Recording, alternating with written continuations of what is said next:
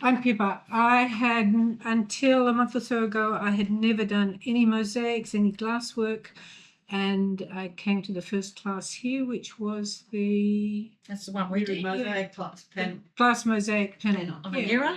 Yeah, on the mirror. That's right. Absolutely loved that. Really enjoyed it so much. I've come back to do this one, the bird, which I already started designing. And we'll probably do a couple more classes because I love it so much. Oh, it's great. Yeah. When I put together my 2025 challenge list, there were 3 craft activities that became closely related because they all involved both glass and mosaic structures. This video focuses on my process of learning how to work with mosaic materials and my subsequent construction of a large mosaic mirror. In January 2025, I enrolled in 3 mosaic-related hobby classes. The first of these was the Stained Glass on Mirror Mosaic Workshop, which is featured in the 21st video in this series, and which describes how I learnt to work with glass pieces and make molten glass jewellery. The second class was a Turkish Lamp workshop, and the third was a Mosaic Garden Stake workshop. Turkish Lamp workshop had been aggressively marketed nationwide on Facebook and worked on a production-line format. The class I attended was held on a Saturday night in a major community centre venue, and it was obvious when I arrived that a large number of people were expected to attend. On registration, participants were given a choice in which lamp design they wanted and then given the relevant box of materials. There was also an upsell at an extra cost of some $30 of creating a mosaic on a bigger lamp, which I declined. I was guided to one of 8 tables, each of which seated 6 people. Each table was identically set out with 48 small bowls containing tiny pieces of cut glass in different shapes and colours. Set out in front of each seat was a metal tray, an instruction sheet, and a sheet with examples of different mosaic patterns. The box we had been given contained the metal and electric lamp parts, the glass bowl to be covered with mosaic, a tube of glue, and materials for grouting the mosaic afterwards. The sheet of mosaic examples was useful to get ideas on different layouts, and I eventually settled on a 4-sided geometric pattern repeat. The only difficult thing about this class was that the pieces of glass were so small and the glue so very sticky that it was a constant challenge to keep the pieces of glass in place on the lamp bowl and not stuck all over the top of my fingers. After the main pattern was complete, we were instructed to cover the gaps with glue and stick on tiny beads to fill in the spaces. This was satisfying when it worked and frustrating when the little beads rolled off again or stuck in thick clumps instead of being evenly spread out. We had started the class at 6 p.m. and 2 hours later, when we were told to finish, my job was done, but most of the people who'd chosen the upsell to a bigger lamp had not even started gluing on the little beads, so I was glad that I'd resisted the temptation to go bigger. The final job for the organisers was to give details of their video, which we'd need to watch later, on how to make up the grout that had been included in our boxes and apply it to our mosaics. I did this in my little garage workshop the following day, glad that I'd already had experience in mixing grout, and when the bowl was thoroughly dry and clean, I put together the lamp and turned it on. While it was pretty, it was very much a reminder of the lack of individuality inherent in this type of mass hobby class participation. I had enjoyed the class with Alison of Merlin Mosaica so much that I enrolled in her Mosaic Garden Stake workshop, and while the process was very similar to the first class, the experience that I'd had with that meant that I could build on the skills I already had and be a lot more adventurous with design and colour.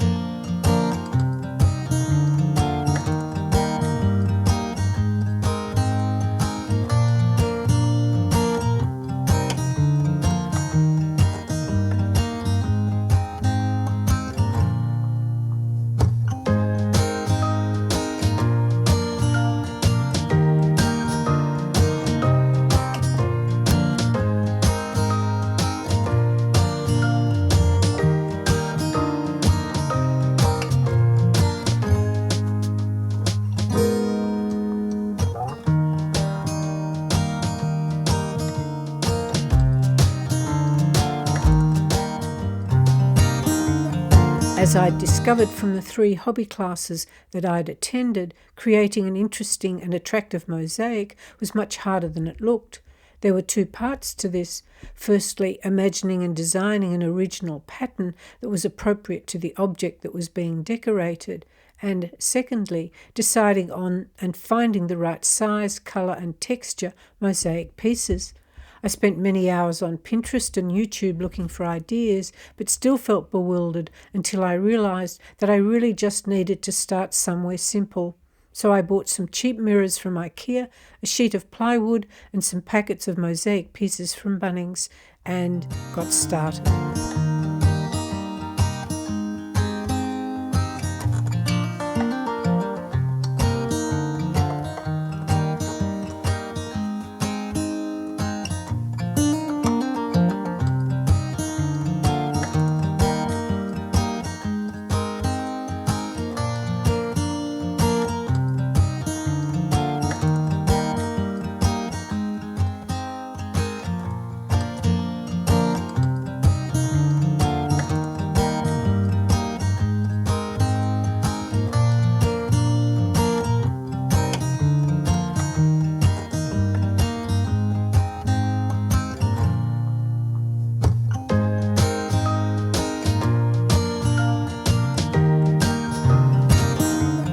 While small and unexciting, I was reasonably happy with my first mirror mosaic, so I had 2 frames made by Merlin Mosaica for round mirrors that I'd purchased from IKEA, one frame slightly larger than the other. I then ordered a stash of pre-cut glass mosaic pieces from Temu, then another set, but I struggled to envisage my round mirror design. Most of the pieces were the same size, and while I had a vast range of colours, I found it difficult to assemble a design that I thought would work on the shape that was round. So I decided that I needed to combine them with pieces of glass that I cut myself from the stash that I'd purchased for fusion beadwork. Plus, I later bought a few more boxes of non-fusible glass pieces to expand the range of colours available. The hardest part about this mosaic was trying to cut the glass pieces to tapered shapes that were wider at the outside of the design and narrower near the mirror.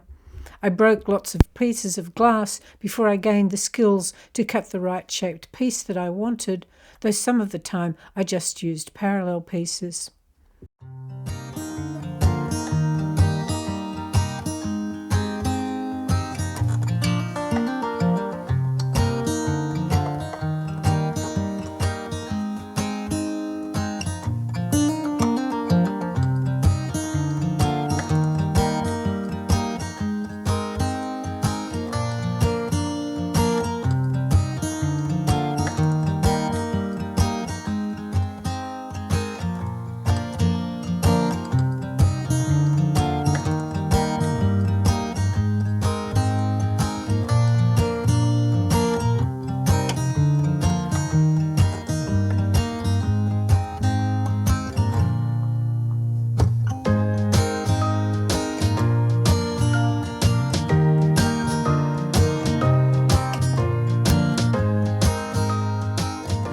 Grouting took a while and I had to mix 2 batches.